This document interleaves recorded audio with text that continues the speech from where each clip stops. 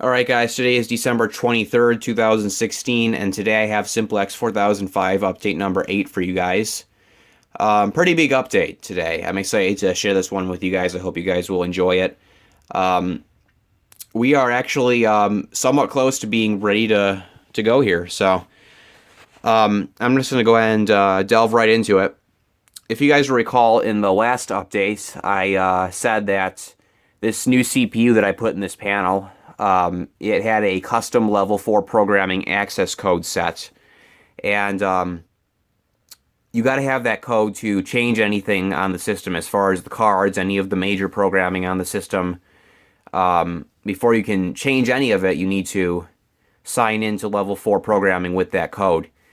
And what they can do is set custom level 4, or any of the levels actually. You can set custom programming codes for these panels. And the level 4 programming code on this panel, which is the highest level of programming, level 4, was set custom. And I contacted the seller to see if he had the level 4 code. He did not have it. And I obviously had no idea what the code was. It was not the default code. I tried different variations of the default code, but I could not sign in. So pretty much the only step after that, which I was planning to take, was to guess every single 4-digit code 0000 to 9999.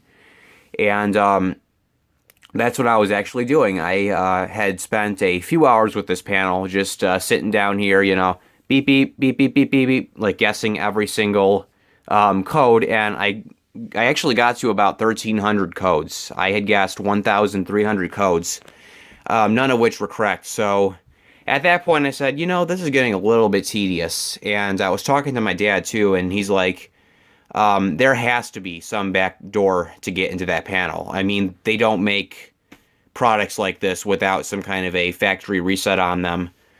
And from what I heard, there was absolutely no back door to get into this panel, yet my dad was insisting that there is some way.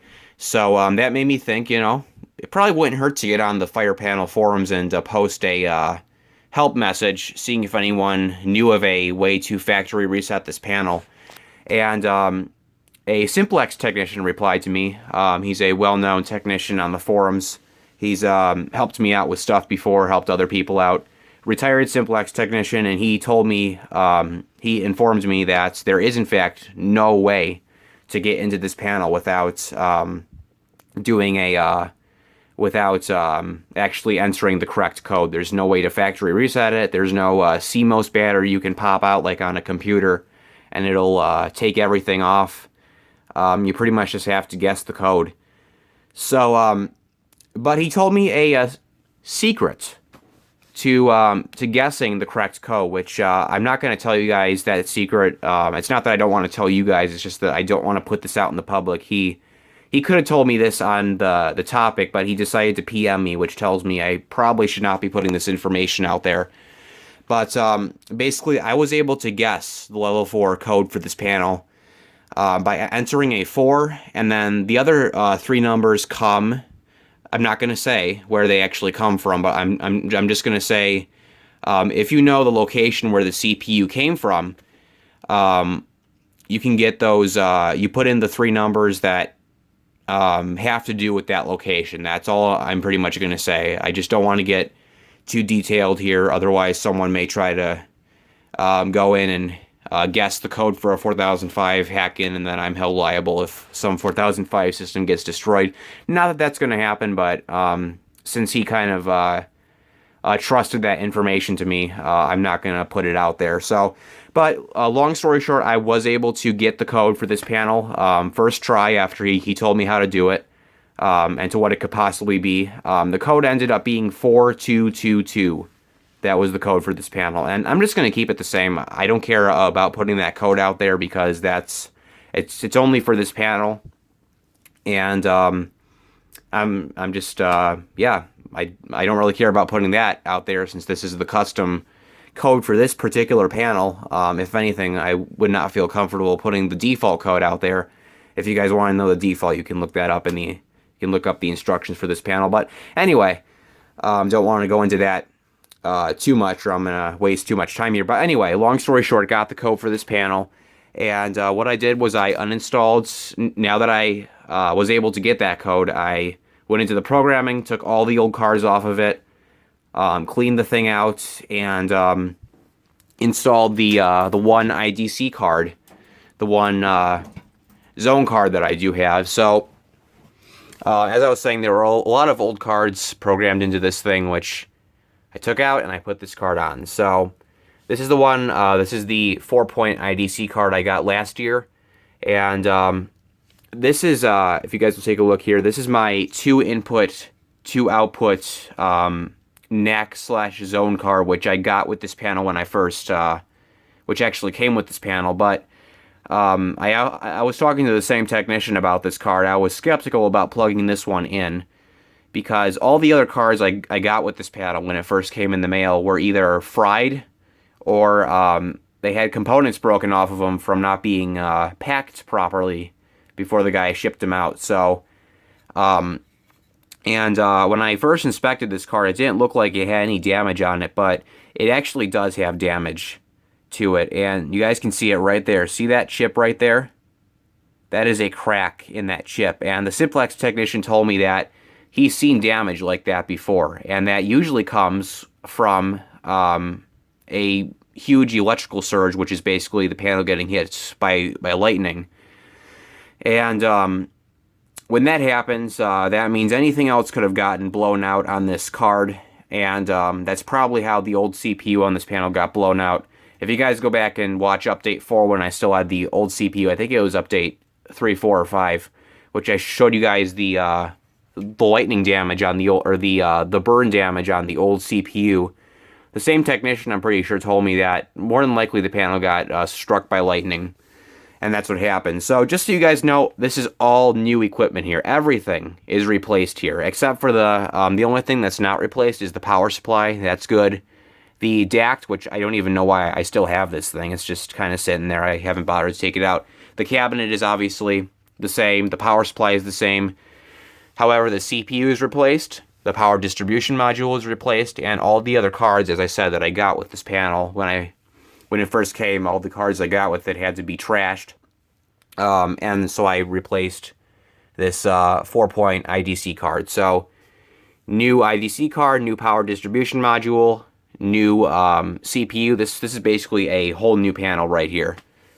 And I'm very thankful I was able to get these parts for kind of cheap. So, yeah, that's basically everything that has to do with that. As I was saying, this thing is damaged. The Simplex technician told me, do not trust this thing. Toss it. So that's what I'm going to be doing. I'm going to be tossing this thing in the garbage. He said I can actually pull these 2 relays off of it, pull the fuses off of it, and then take it to Best Buy where they can professionally recycle it. So anyway, so what's going on now? As I said, I installed this new card. We got some new troubles on here, which are actually supposed to be on here. Let's let the camera focus in on the screen. Here we go.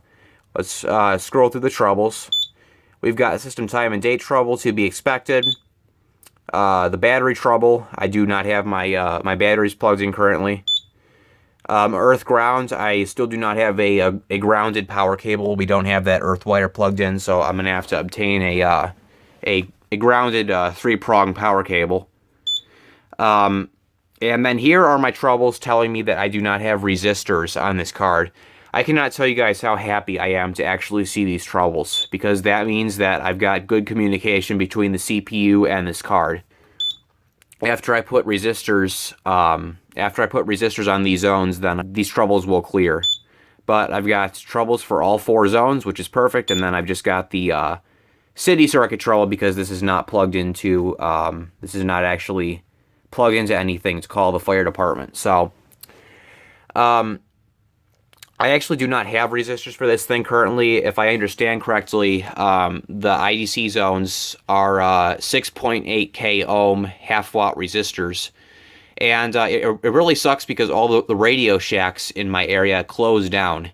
So back when there were some Radio Shacks in my area, I was actually able to just go, take my bike there and pick up some resistors. But now that all the Radio Shacks have closed down, I have to go like 10 miles out of, my town. I'm going to have to see how I can get some resistors on this thing. But until then, I don't have resistors. I do have resistors for the NACs, but that's something else to get into. As you guys can see, the only card I have on this panel is the 4-point IDC card. So in other words, I have inputs on this panel, but I don't have outputs. As I said, this card is no good. It has to go in the garbage. I do need to buy a 4-point NAC card for this panel, and that will actually let me have NAC outputs on this panel that will go out to horn strobes and stuff like that. So currently the panel is only operating with 4 zones and no NACs. So that's the only downside. I just have to go on eBay and wait for a 4-point NAC card to pop up.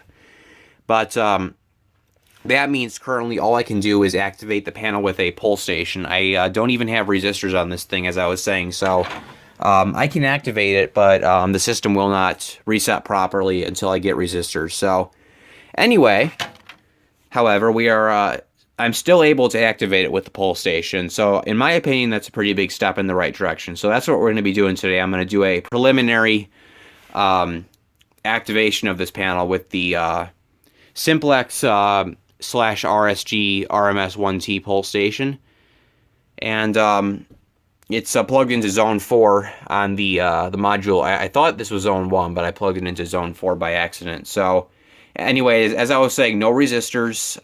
This is just going to be an activation, and when I hit the system reset button, it's not going to be able to reset. Even though the pull station is reset, the panel won't reset, I don't think, until I can get resistors on it. So anyway, first time you guys have seen a fire alarm panel activation in quite a long time. So anyway, here we go. 3, 2, 1.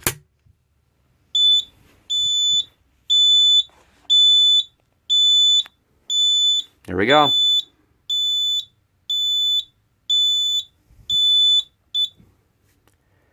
And even though we don't have anything, as I was saying, even though we don't have any outputs, just for the heck of it, I'll go ahead and hit alarm silence. And let's go ahead and reset this pull station. I'm going to put the camera down for this. This pull station is a pain to reset with, without 2 hands. All right, now we should be getting a trouble. Yeah.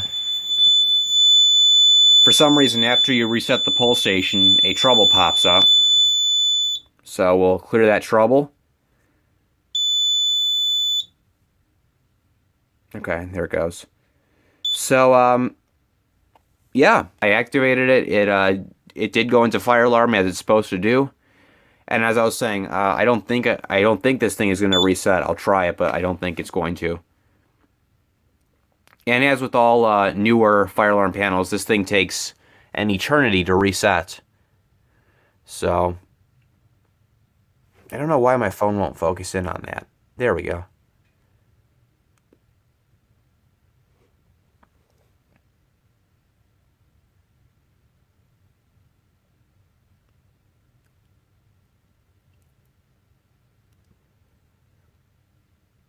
Nope.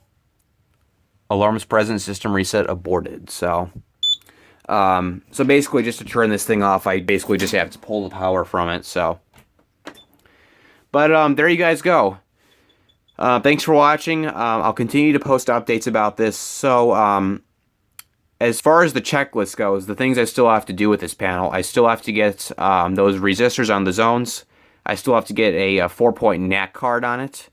And at that point, we'll be ready to go. As I said, we are really close here. Just a few more things to do, and then the system should be up and running. So I am really excited about this.